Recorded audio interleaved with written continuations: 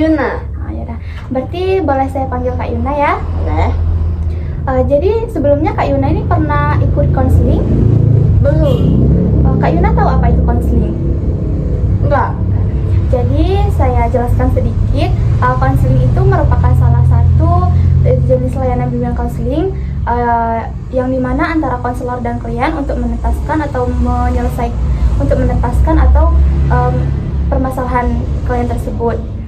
Jadi di sini saya akan merahasiakan segala bentuk data atau informasi yang kakak berikan nanti atau yang kakak ceritakan, dan saya harap kakak terbuka dan sukarela menceritakan apapun itu yang mengganggu pikiran atau perasaan kakak. Bisa dimengerti? Baik. Sebelum dimulai, saya di sini sebagai konselor memfasilitator kakak sebagai klien, yang dimana kakak harus menceritakan masalah yang valid atau yang benar-benar relevan. Bisa dipahami?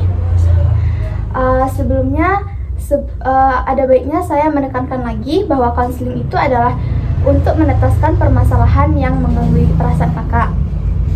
Sebelum kita mulai, ada baiknya kita berdoa terlebih dahulu. Ikuti ya kak. Bismillahirrahmanirrahim. Bismillahirrahmanirrahim. Ya Allah, temanilah kami konseling pada hari ini. Hamba titipkan permasalahan kakak Yuna kepadamu ya Allah. Tolong berikanlah dia kebahagiaan. Tolong permudahkanlah apapun urusan dia. Rabbana atina fid dunya hasanah wa fil akhirati hasanah wa qina azabannar. Ya kak, boleh bisa diceritakan bagaimana? Jadi gini, permasalahan saya dari keluarga. Jadi saya merasa kayaknya saya tuh hidup sendiri padahal saya punya keluarga. Kami di sini hidupnya gimana gitu ya? Saya kan orang perantau kak, saya nggak di sini. Saya bukan orang sini, saya perantau. Jadi tapi saya ngikutin ayah saya di sini. Saya ngikutin ayah saya, tapi ada juga keluarga saya juga di sini. Tapi saya tuh merasa sendiri, merasa kesepian gitu. Padahal saya dikelilingi sama keluarga-keluarga dari Batam. Terus juga sama ayah saya juga, kayaknya saya tuh merasa belum cukup ada kasih sayang dari seorang ayah. Kayak saya nggak punya merasakan peran ayah itu ada di dalam diri saya. Ataukah gimana ya, mungkin udah lama juga ya ditinggal sama ayah dari dulu, dari saya SD.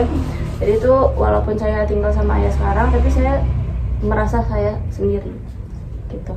Gimana caranya saya tuh bisa bawa orang itu sayang sama saya tuh nggak tahu gimana rasanya gitu. Gimana cara saya buat